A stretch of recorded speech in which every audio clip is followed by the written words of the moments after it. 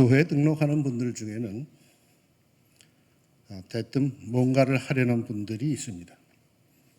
이 교회는 무슨 프로그램이 있습니까? 제자 프로그램은 어떤 겁니까? 성경 공부 프로그램은, 영성훈련은 어떻습니까? 봉사활동으로는 뭐가 있습니까?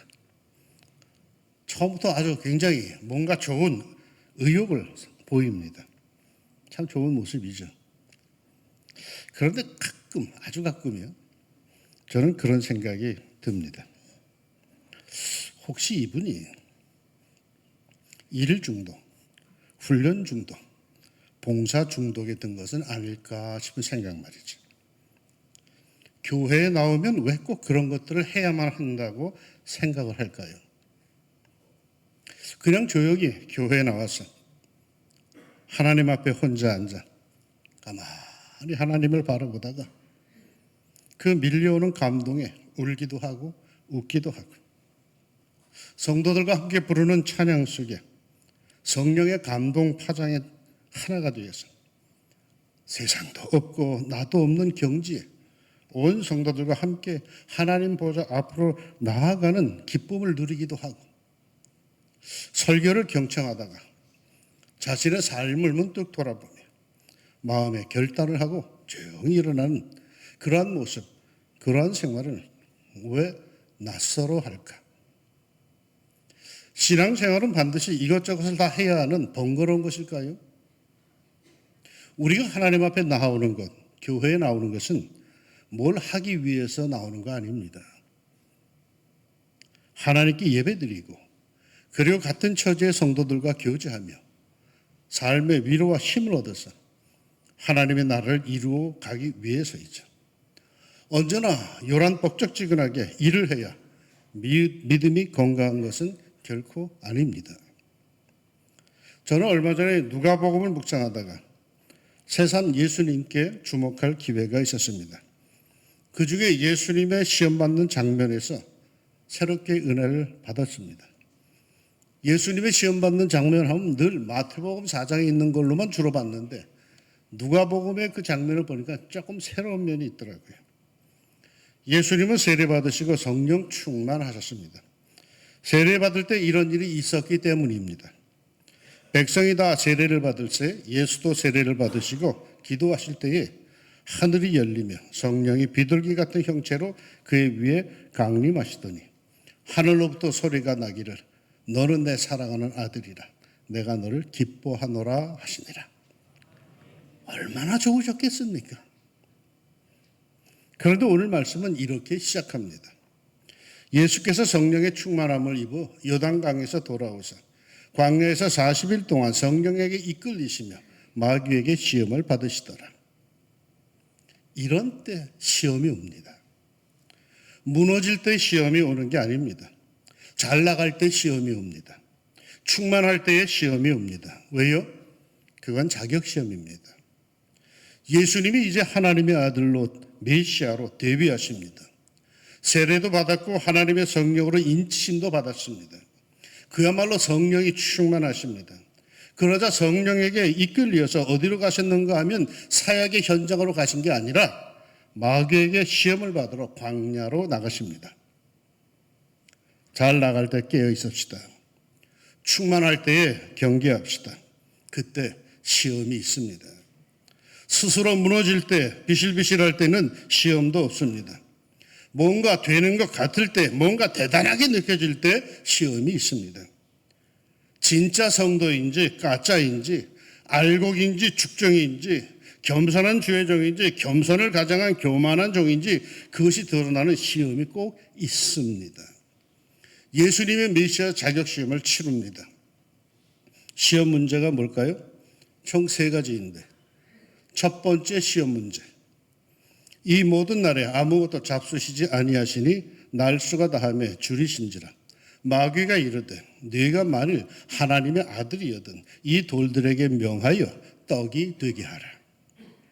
네가 만일 하는 걸 보니까 이미 할 수 있다는 것을 알고 있다는 뜻입니다. 그럼에도 자존심을 콕 건드립니다. 네가 만일 말이야, 네가 진짜만 말이야 하면서 다 알면서도 일부러 자존심을 건드립니다. 그것도 그 상황에서 예수님에게 가장 절실하게 필요한 것으로 자존심을 건드립니다. 40일 동안 아무것도 잡수시지 않아서 줄이셨답니다. 배가 고픈 경험은 있지만 줄인 경험은 저는 별로 없습니다. 예수님이 줄이셨답니다. 떡 하나가 절실하던 그런 때입니다. 그때 마귀가 시험합니다.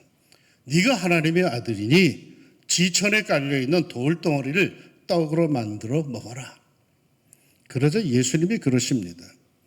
예수께서 대답하시되 기록된 바 사람이 떡으로만 살 것이 아니라 하였느니라. 같은 사건을 기록하고 있는 마태복음에는 이렇게 기록되어 있습니다. 예수께서 대답하여 이르시되 기록되었을 때 사람이 떡으로만 살 것이 아니요 하나님의 입으로부터 나오는 모든 말씀으로 살 것이라 하였느니라 하시니. 저는 개인적으로 누가복음의 예수님 대답이 더 마음에 와 닿습니다. 떡으로만 살 것이 아닙니다. 달리 말해서 돈하며 사는데 돈으로 사는 거 아닙니다. 그 외에도 많습니다. 떡으로만 살지 않습니다. 네가 보기엔 내가 지금 굶어서 줄여서 불쌍해 보이냐? 쓰러져 죽을 것 같으냐? 천만의 말씀. 삶은 생은 떡으로만 돈으로만 사는 거 아니다. 더 나은 가치, 또 다른 삶의 원동력이 내게 있다. 그러시는 겁니다. 그런데 정말 여러분에게 그게 있으십니까? 자신의 삶을 이어갈 수 있는 그것이 있으십니까? 돈이 없어도 당당하게 내 생을 유지할 수 있는 그것이 있으십니까? 돈 떨어지면 세상도 하직하는 거 아닙니까? 예전에 우리 어머니 늘 그러셨어요. 너희들 아니었으면 내가 지인작에 한강 갔다. 그게 무슨 소리인지 잘 몰랐어요, 어렸을 때는. 평양에서 대지주의 딸로 잘 살다가 갑작스런 전쟁으로 숟가락 하나 제대로 갖지 못하고 피랑 내려와서 먹을 것이 없어 살기 힘들던 그 시절, 자존심 다 죽이고도 살기 힘든 그 빈곤함 속에 그 벅찬 피난민 시절에 죽고 싶어도 우리 엄마는 죽지 않았습니다. 엄마의 생을 이어준 것, 지켜준 것은 떡이 아니라 자식이었습니다. 이런 게 여러분에게도 있습니까? 마태는 하나님의 입에서 나오는 모든 말씀이라고 하는데 그렇게까지 고상하지 않아도 자신의 삶, 돈 없이도 백 없이도 살 수 있는 그 무엇이 있는가 말이에요. 그게 있어야 하나님의 자녀입니다. 예수님은 네가 만일 하나님의 아들이거든 하며 가장 아픈 것을 콕 찌르면서 가장 절실한 것을 흔들면서 시험하는 마귀에게 조연하게 말씀하십니다. 떡이 필요하지만 그러나 사람이 떡으로만 사는 게 아니니라. 이에 마귀는 졌다 하고 물러간 것이 아니라 두 번째 시험 문제를 던집니다. 마귀가 또 예수를 이끌고 올라가서 순식간에 천하만국을 보이며 이르되 이 모든 권위와 그 영광을 내가 네게 주리라. 이것은 내게 넘겨준 것이므로 내가 원하는 자에게 주노라. 그러므로 네가 만일 내게 절하면 다 네 것이 되리라. 뻥을 칩니다. 세상이 다 자기 것이라고 뻥을 칩니다. 세상은 하나님이 만드셨고 하나님의 것인데 자기 거라고 아주 그럴듯한 뻥을 칩니다. 하나님이 자기에게 넘겨준 거라고 아주 사기를 칩니다. 세상 뻥에 넘어가지 맙시다. 마귀는 뻥을 치며 그럽니다.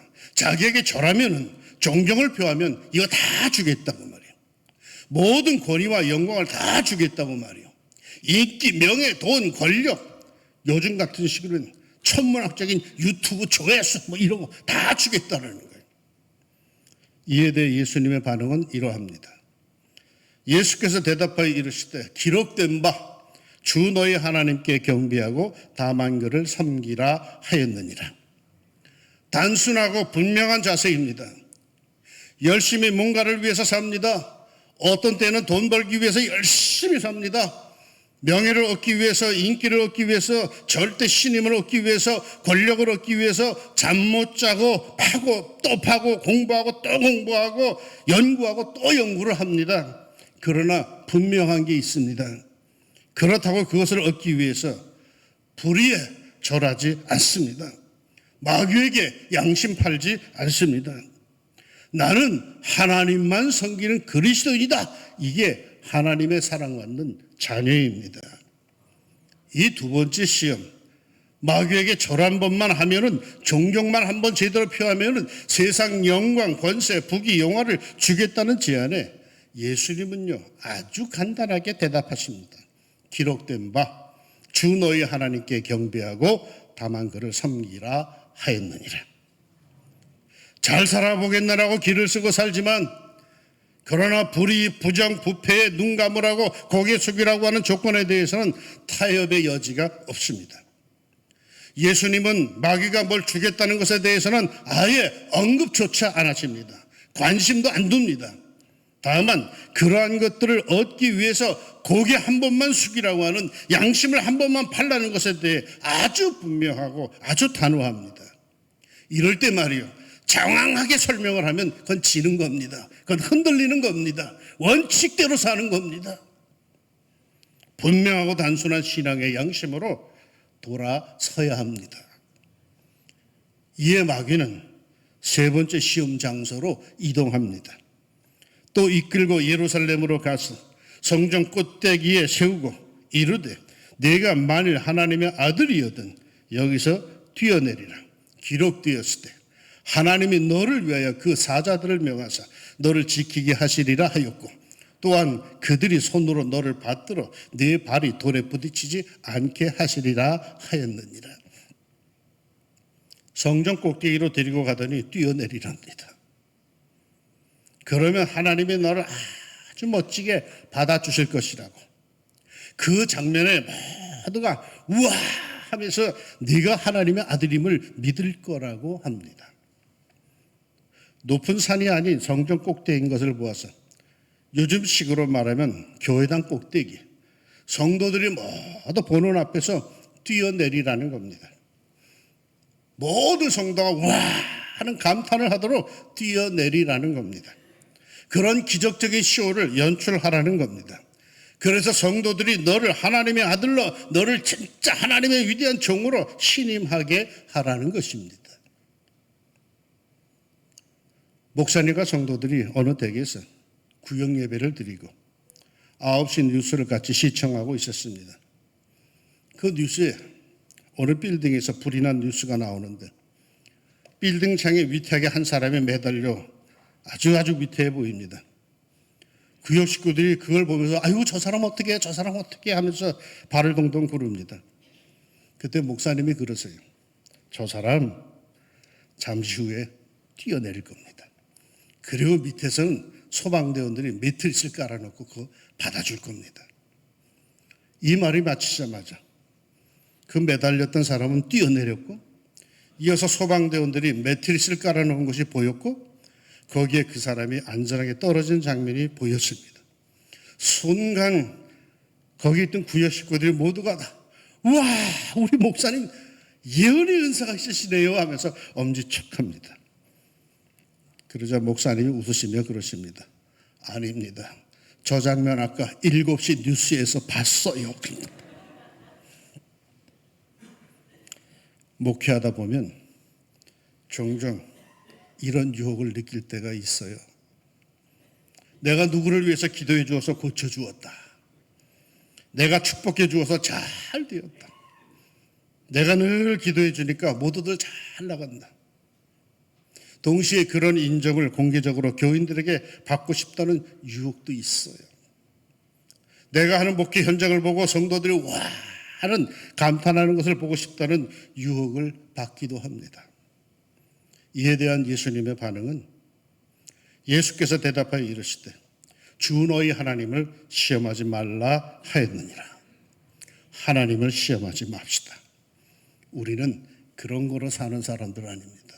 우리는 믿음으로 사는 사람들입니다. 자, 그러면 이제 좀 더 구체적으로 어떻게 살아야 할까요?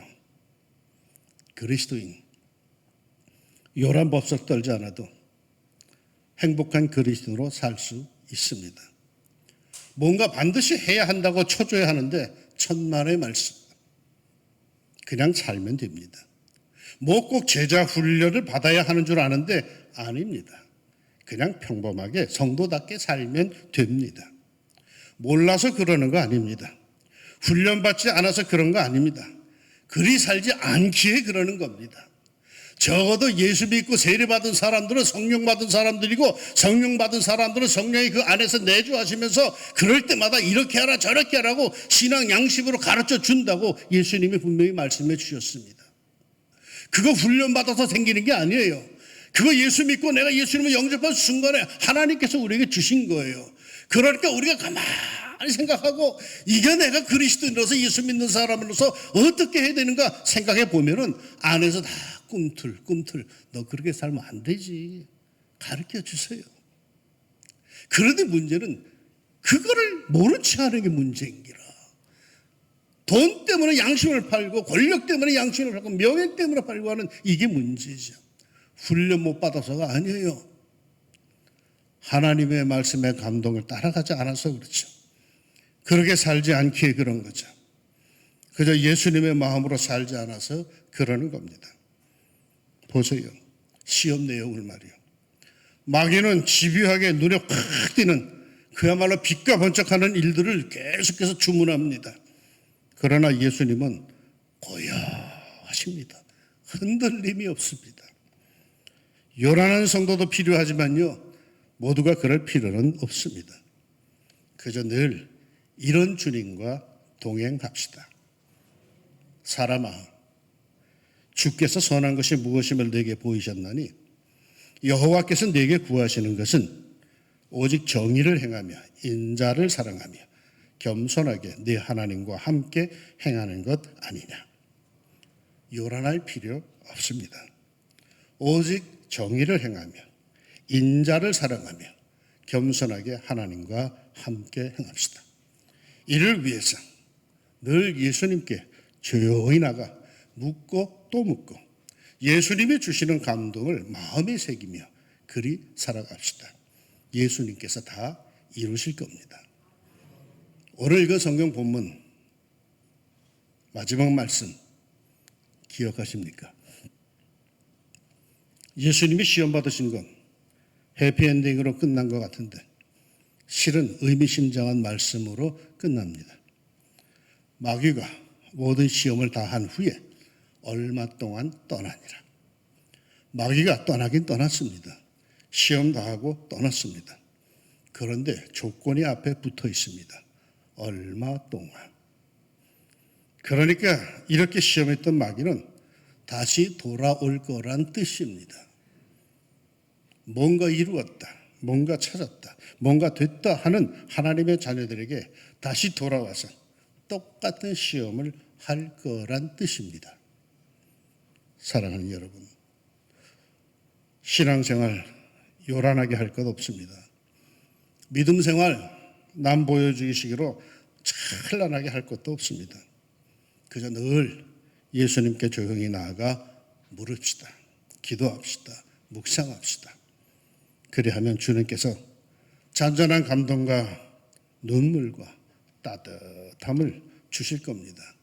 그리고 그걸로 힘을 얻어 우리네 삶의 현장에서 더욱 하나님과 동행하면 되는 겁니다. 사랑하는 우리 주님께서 화려하지는 않지만 진솔하게 믿음과 진실의 삶을 사는 성도들을 더욱 지키시며 동행하여 주실 줄로 믿습니다. 기도합시다. 하나님, 요즘 세상에는 참 화려한 것들을 좋아하는 모습들이 있습니다. 오늘 성경 말씀 보니까 예수님께서 처음으로 메시아 데뷔하시면서 그토록 성령 충만하시는 가운데 시험 받으시는 모습. 마귀는 예수님께 다가와서 그 눈이 번쩍번쩍 뛰는 그것들을 행하라고 자꾸 요구하는데 예수님은 꿈쩍도 안 하시고 분명하게 주의 말씀으로 응답하시는 모습을 봅니다. 하나님, 언제부터인가 우리는 이러한 예수님 모습보다는 남에게 보여주기 위한 그저 불란하고 산란하고 찬란한 것들을 따라가는 분주한 신앙생활을 선호하고 있습니다. 하나님, 우리는 좀 더 골방으로 들어가게 하여 주시고 하나님 앞에 독대하게 하여 주시고 그저 주님만 바라보면서 마음이 뜨거워져서 이 거친 세상을 이길 수 있는 힘을 얻어나가게 하여 주시옵소서.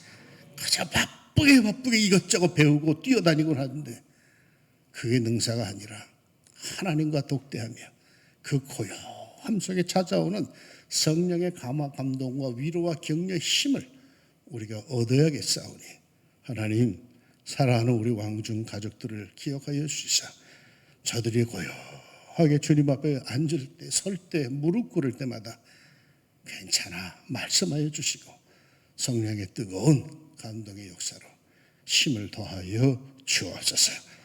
이번 한 주간도 그렇게 이 세상을 이길 수 있도록 도와주시기를 원하오며 예수님의 이름으로 기도합니다.